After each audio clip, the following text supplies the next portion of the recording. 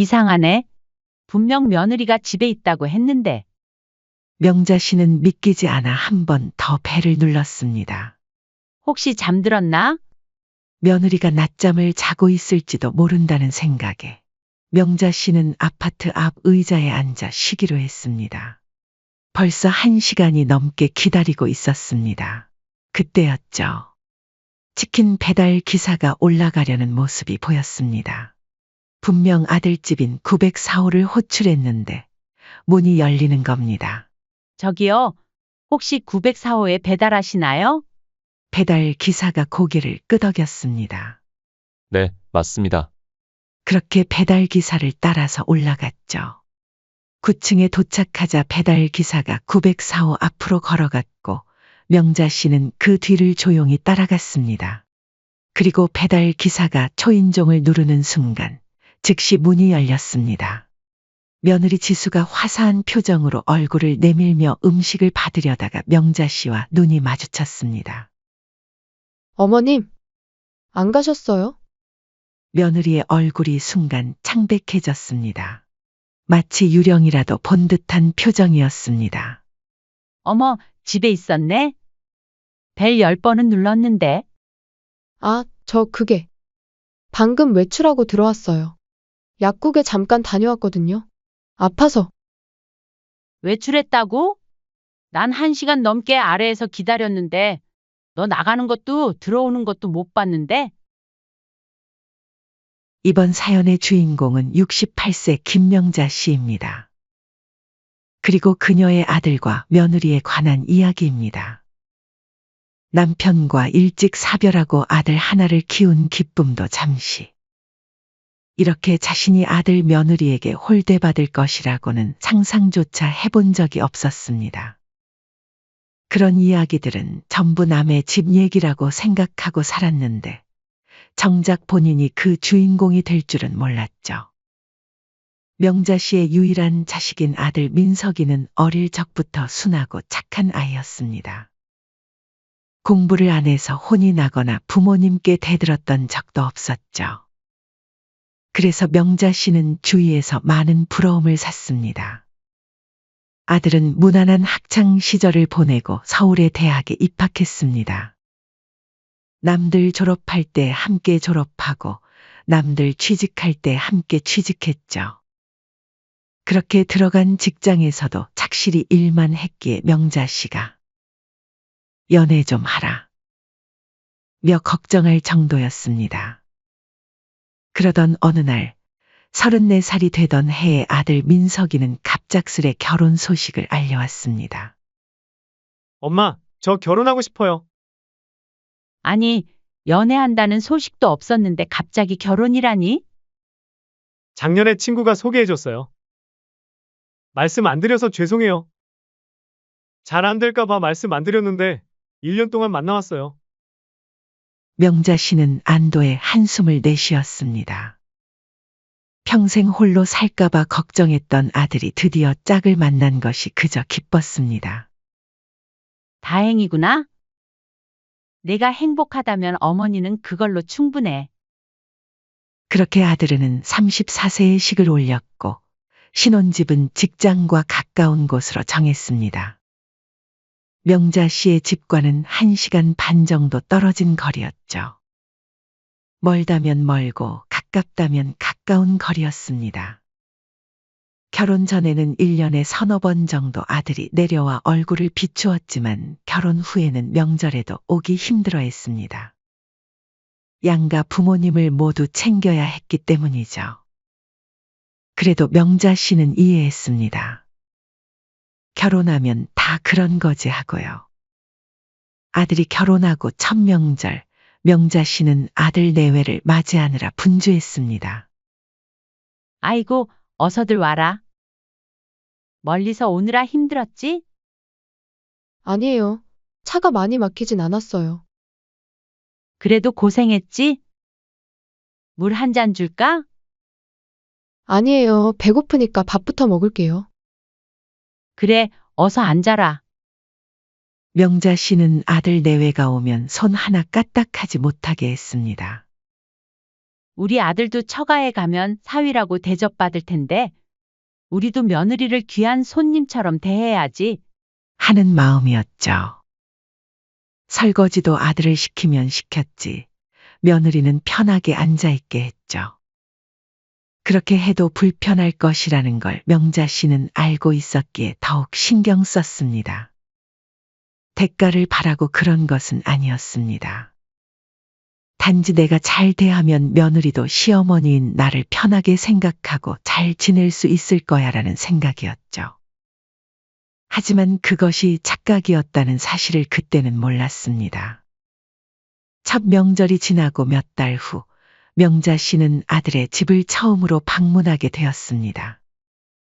아들이 결혼한 지 1년이 채 안 된 시점이었죠.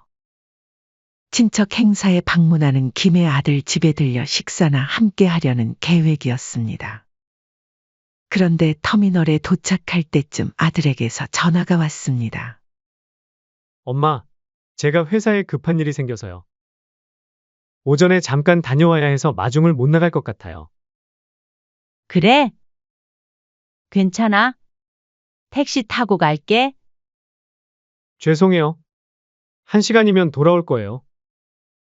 아들은 문자로 주소만 보내왔습니다. 버스를 타도 20분이면 도착한다고 했지만 길을 헤맬까 싶어 명자 씨는 택시를 탔습니다. 택시에서 내린 명자 씨 부부는 근처 마트에 들러 과일과 음료수를 샀습니다. 처음으로 아들 집에 방문하는데 빈손으로 갈 수는 없었으니까요. 초인종을 누르자 며느리가 홀로 나왔습니다. 안녕하세요. 아이고, 오랜만이구나. 잘 지냈니? 아직 민석이는 안 왔지? 네, 아직요. 이것들은 식탁에 둘게. 무겁게 들고 있던 상자들을 내려놓으니 명자 씨는 홀가분했습니다. 그리고 거실 소파에 앉았는데 에어컨을 켰는데도 열기가 가시지 않았습니다. 목이 타서 며느리를 흘끔 쳐다보았지만 며느리는 휴대폰만 내려다보고 있었습니다. 날이 덥네. 아, 네? 그러네요. 말을 건네는 명자 씨를 잠시 쳐다보더니 다시 시선은 휴대폰으로 향했습니다. 땀이 나서 셔츠가 등에 달라붙는데도 며느리는 더 이상 대화가 없었습니다.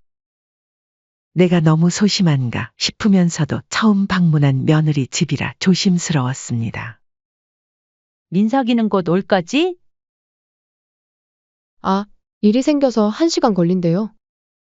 퉁명스러운 며느리의 대답에 명자 씨는 당황스러웠지만 며느리의 반응이 더욱 안절부절 못하게 만들었습니다. 누군가와 메시지를 주고받는지 휴대폰을 손가락으로 끊임없이 두드리고 있었고 중간중간 진동음이 들렸습니다. 그리고 며느리의 인상은 점점 구겨져 갔죠. 괜히 가시방석에 앉은 기분이었습니다. 저기 물 한 잔만 줄 수 있을까? 명자 씨가 갈증을 참지 못하고 며느리에게 물었습니다. 아, 네. 부엌 정수기에 있어요. 명자 씨는 자리에서 일어나 부엌으로 향했습니다. 다시 앉아 있는데 불편한 침묵이 흘렀습니다. 사도는 잘 계시니? 네, 건강하세요. 말을 건네봤지만 돌아온 대답은 짧기만 했습니다. 그렇게 집에 들어온 지 30분이 조금 넘게 흘렀을 때 명자 씨는 차라리 눈치를 보느니 집에 가는 게 나을 것 같아 슬며시 가방을 챙겨들며 말했습니다. 아무래도 민석이가 많이 바쁜 것 같네. 밥 한 끼 다 같이 먹을까 했는데 너희 바쁜 것 같아서 우리 이만 가야겠다. 그러자 며느리가 반색하며 같이 일어났습니다. 아, 그러실래요? 그러세요. 그 말에 기분이 상할 수밖에 없었습니다. 꼭 가라는 말을 기다리던 사람 같았죠. 그러면서 적극적으로 현관을 열어주니 떠밀리듯 급하게 나오게 되었습니다. 아들, 며느리 집에 있는 것도 쉬운 일이 아니네. 여기저기 돌아다니는 것보다 오히려 더 피곤했습니다. 식사하고 가라는 말은 당연히 없었죠. 더 어이없는 일은 그 다음에 일어났습니다. 아파트 단지를 나와 아들에게 전화를 걸었습니다. 민서가 엄마 그냥 가려고. 너 바쁜 것 같아서. 지수한테 들었어요. 그럼 그렇게 하세요. 이미 며느리와 통화를 한 모양이었습니다. 그런데 이어지는 아들의 말에 머리를 한 대 맞은 듯한 기분이었습니다. 다음에 오시면 밖에서 뵙는 게 좋겠어요. 불편하시게. 뜬금없는 말이었지만 어쩐지 무슨 의도인지 알 것 같았습니다. 내 방문이 그렇게 달갑지 않았구나 하고 생각하게 되었죠. 씁쓸했습니다. 아들 며느리가 명절에 왔을 때 고생고생해가며 손님 맞을 준비를 했던 것과 달리 명자 씨는 아들의 집에 20분도 채 있지 않았는데 물 한 잔 겨우 마시고 나온 처지가 되었습니다. 이제는 웬만하면 가지 말아겠다. 서로 기분만 상하지? 그 후로 몇 년이 흘렀고 명자 씨는 아들네 집에 가지 않았습니다. 명절에도 애써 이번 명절에는 여행 갈 거니까 너희끼리 잘 지내렴. 이라 말했죠. 서로에게 덜 부담스러운 방식으로 지내기로 했습니다. 그러던 어느 날 명자 씨는 갑작스럽게 가슴에 통증을 느껴 응급실에 실려갔습니다. 다행히 큰 문제는 아니었지만 정밀 검사를 위해 서울의 대형 병원으로 가라는 의사의 권유가 있었죠. 그렇게 서울로 올라와 혼자 검진을 받던 중 약국에서 지갑을 잃어버리는 사고가 발생했습니다. 현금은 물론 카드도 모두 들어있었고 고향으로 돌아갈 버스표도 그 안에 있었습니다. 명자 씨는 한참을 고민하다 아들에게 전화를 걸었습니다. 6개월 만에 연락이었습니다. 민서가 엄마가 병원에 검사 받으러 왔다가 지갑을 잃어버렸어. 잠시 내 집에 들렀다가 가도 될까? 전화기 너머로 민석의 당황한 목소리가 들렸습니다. 저야 괜찮은데. 지금 집에 지수가 있어서. 조금 불편해할 텐데 일단 한번 가보세요. 잠깐만 들려서 쉬었다 가면 안 될까? 네. 주무시고 가시는 게 아니면 그렇게 하세요. 제가 지수한테는 말해 놓을게요. 명자 씨는 전화를 끊고 깊은 한숨을 내쉬었습니다. 자신의 방문이 불편하다는 아들의 말이 꽤나 상처가 되었지만 지금은 그런 감정을 다룰 여유가 없었습니다. 지갑을 잃어버려 집으로 돌아갈 버스표도 현금도 카드도 없는 상황이었으니까요. 병원에서 나와 아들의 아파트까지 가는 길은 생각보다 멀었습니다. 택시를 타려고 해도 돈이 없으니 방법이 없었습니다. 결국 30분을 넘게 걸어가서 아들의 아파트 단지에 도착했습니다. 아들의 아파트는 대단지였습니다. 한참을 걸어 중앙 입구에 도착한 명자 씨는 로비에 들어서서 깊게 숨을 들이마셨습니다. 심장이 여전히 불편했습니다. 오늘 의사가 말한 검사 결과가 좋지 않았지만 지금은 그것보다 더 시급한 상황이었습니다. 아파트 1층 출입문에서 아들의 호수를 눌렀습니다. 하지만 계속 응답이 없다고만 떴죠. 이상하네. 분명 며느리가 집에 있다고 했는데. 명자 씨는 믿기지 않아 한 번 더 벨을 눌렀습니다. 그리고 또 한 번. 총 3번을 눌렀지만 아무런 반응이 없었습니다. 혹시 잠들었나? 며느리가 낮잠을 자고 있을지도 모른다는 생각에 명자 씨는 아파트 앞 의자에 앉아 쉬기로 했습니다. 병원에서부터 걸어온 피로가 밀려왔습니다.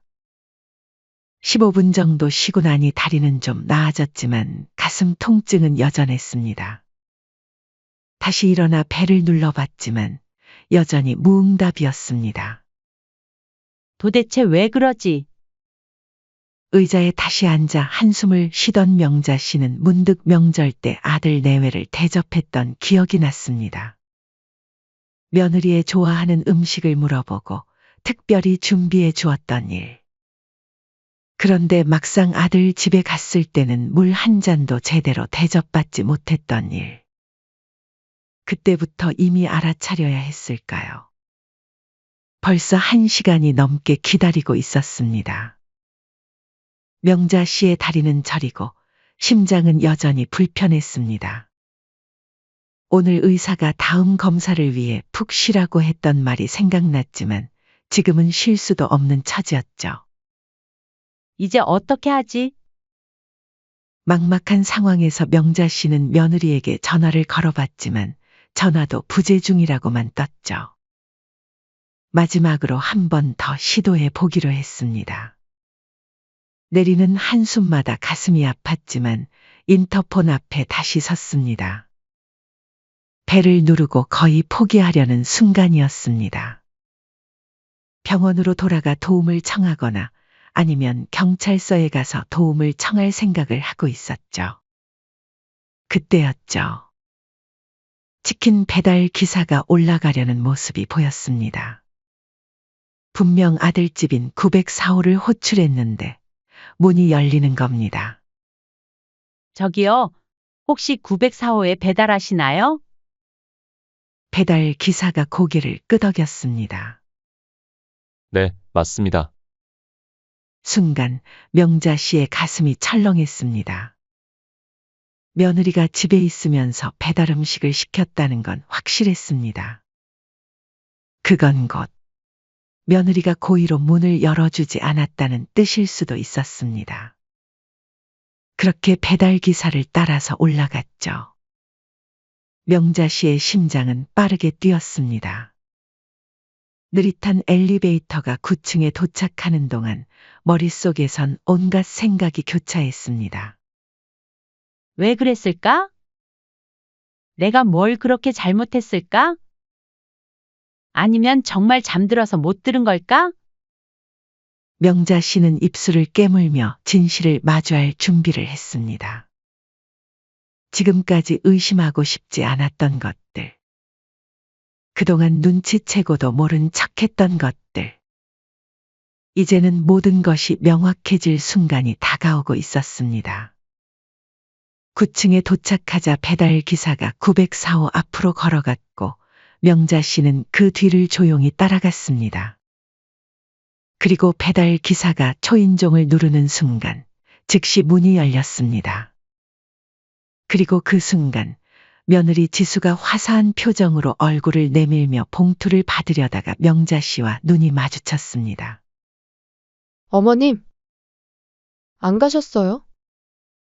며느리의 얼굴이 순간 창백해졌습니다. 마치 유령이라도 본 듯한 표정이었습니다. 어머, 집에 있었네? 벨 10번은 눌렀는데. 명자 씨는 담담히 물었지만 목소리에는 억눌린 분노가 스며 있었습니다. 며느리는 당황한 기색이 역력했습니다. 입이 바짝 마른 듯 혀로 입술을 축이며 어쩔 줄 몰라 했습니다. 아, 저 그게. 방금 외출하고 들어왔어요. 약국에 잠깐 다녀왔거든요. 아파서. 명자 씨의 눈빛이 차가워졌습니다. 1시간 넘게 아파트 앞 의자에 앉아 있었던 명자 씨는 단 한 번도 며느리가 나가거나 들어오는 모습을 본 적이 없었죠. 외출했다고? 난 1시간 넘게 아래에서 기다렸는데 너 나가는 것도 들어오는 것도 못 봤는데? 며느리의 얼굴이 더욱 창백해졌습니다. 거짓말이 단번에 들통난 것입니다. 배달 기사는 불편한 분위기를 감지하고 음식을 건네고 빠르게 사라졌습니다. 창문으로 나갔다 왔나 보구나. 나는 분명 출입구 앞에 있었는데? 어떤 게 진짜니? 명자 씨의 단호한 질문에 며느리는 말문이 막힌 듯 했습니다. 그녀의 뒤로 보이는 거실에는 노트북이 켜져 있었고 넷플릭스 화면이 보였습니다. 테이블 위에는 과자와 음료수 캔이 놓여 있었고 소파에는 담요가 편안하게 펼쳐져 있었습니다. 너네 정말 너무하다. 시어머니가 심장 검사 받고 지갑까지 잃어버렸다는데 이렇게 문 앞에서 1시간 넘게 기다리게 하고 치킨은 바로 받고. 며느리는 더욱 당황한 표정으로 서둘러 문을 활짝 열었습니다. 어머님, 일단 들어오세요. 제가 정말 몰랐어요. 그러나 명자 씨는 단호하게 고개를 저으며 들어가지 않았습니다. 명자 씨의 눈에는 이제 며느리의 거짓말이 모두 보였습니다. 오랫동안 의심했던 것이 확신으로 바뀌는 순간이었습니다. 이제 다 알겠다. 내가 얼마나 불편한 존재인지. 나에게는 거짓말까지 하면서 피하고 싶었나 보구나. 며느리는 반박하지 못했습니다. 그저 고개를 숙일 뿐이었습니다. 그러다 잠시 후 변명하듯 말했습니다. 그게 저희가 좀 바빠서요. 바빠? TV 보면서 치킨 먹을 시간은 있으면서? 명자 씨는 평소답지 않게 날카롭게 말했습니다. 평생 참고 살았던 분노가 한순간에 터져 나오는 것 같았습니다. 어머님, 오해가 있으신 것 같아요. 일단 진정하세요. 며느리가 변명하려 했지만 명자 씨는 단호하게 말을 잘랐습니다. 오해는 무슨 오해? 난 1시간 넘게 아래서 배를 누르고 기다렸어. 혹시 내가 딴짓 하느라 못 듣는 건가 싶었지? 그런데 넌 멀쩡하게 집에 있으면서 문을 안 열어준 거잖아. 그것도 모자라 지금 외출했다고 거짓말까지? 며느리는 잠시 말을 고르는 듯 했습니다. 그러다 돌연 태도를 바꾸었습니다. 솔직히 말씀드리면 어머님이 갑자기 오시면 불편하거든요. 저희 집은 저희 공간인데 미리 말씀도 없이 오시면 좀 그래요. 자식 입장도 생각해 주셔야죠? 명자 씨는 귀를 의심했습니다. 아들에게 먼저 전화해서 양해를 구했고 지갑을 잃어버린 급한 상황이었는데도 며느리는 마치 자신이 예의 없이 불쑥 찾아온 것처럼 말하고 있었습니다. 불편해? 내가 불편해? 내가 너희한테 뭘 그렇게 잘못했니? 너네 결혼식부터 신혼집 보증금까지 내가 다 댔다. 그런데 이제 와서 내가 불편하다고? 막말로 내가 너네 집 찾아온다면 얼마나 찾아간다고? 순간 며느리의 표정이 굳어졌습니다. 그리고 놀랍게도 더욱 적반하장식 태도로 나왔습니다. 어머니, 그건 아들을 키우는 부모의 의무 아닌가요? 그걸 이렇게 계속 들먹이시면 저희가 어떻게 떳떳하게 살아요? 다른 집 시어머니들은 이렇게 안 해요. 제 친정 부모님은 절대 그러지 않으세요. 명자 씨의 머릿속에서 무언가가 탁 하고 끊어지는 느낌이었습니다. 평생 참고 살았던 인내심의 끈이 그 순간 완전히 끊어졌습니다. 그래, 난 내 친정 어머니처럼 좋은 사람이 아니구나. 대신 난 내 아들 결혼할 때 집도 사주고 너희 어려울 때마다 도와준 바보 시어머니지. 그런데 아무리 그래도 그렇지 이제는 지갑 잃어버리고 문 앞에서 1시간을 기다려도 문 한 번 안 열어줘?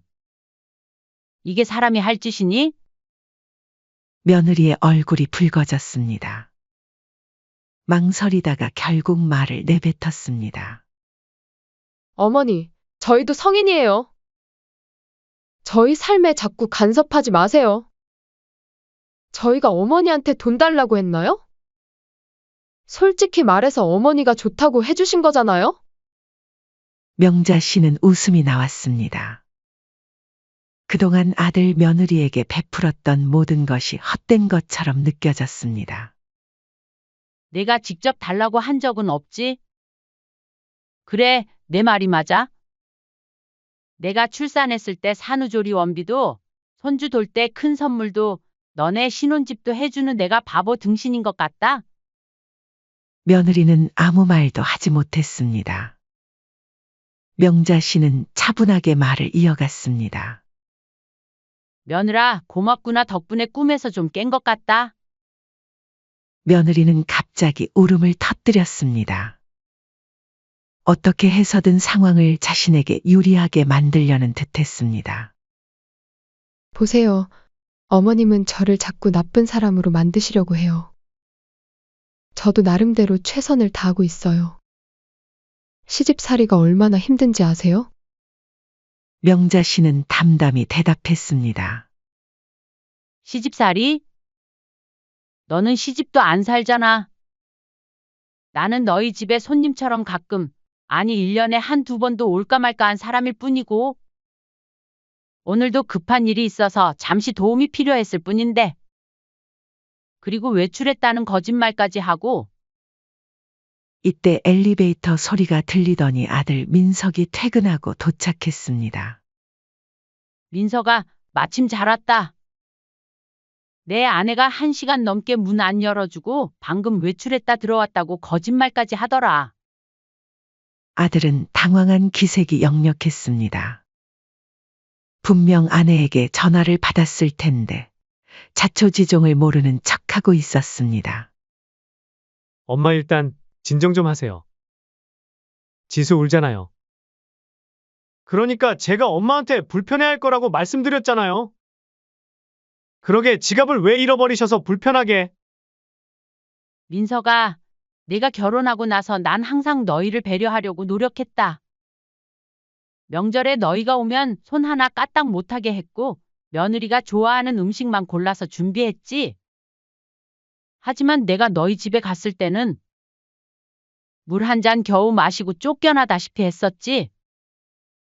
민석은 대답하지 못했습니다. 명자 씨의 말이 사실이었기 때문입니다. 그때도 이해했어. 젊은 부부니까 불편할 수도 있지 하고. 하지만 오늘 이 모습을 보니 이건 단순한 불편함의 문제가 아니라는 걸 알겠구나. 며느리가 다시 말을 꺼냈습니다. 어머님, 저희도 사생활이 있잖아요. 그리고 오늘은 정말 어머님이 오신다는 걸 몰랐어요. 민석 씨가 말을 안 해줘서. 명자 씨는 며느리의 말을 듣고 더욱 확신했습니다.